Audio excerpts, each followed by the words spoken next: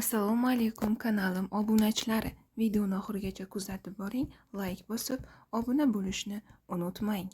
2025-yilgi attestatsiya sinovlarini o'tkazish sanalari e'lon qilindimi?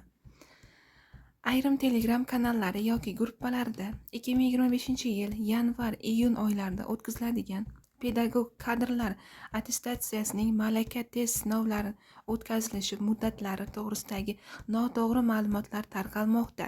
Pedagog kadrlar attestatsiyasi to'g'risidagi barcha ma'lumotlar vakolatli vazirliklarning Maktabgacha va Maktab ta'lim vazirligi hamda Oliy ta'lim, fan va innovatsiyalar vazirligi rasmiy manbalarida e'lon qilinadi.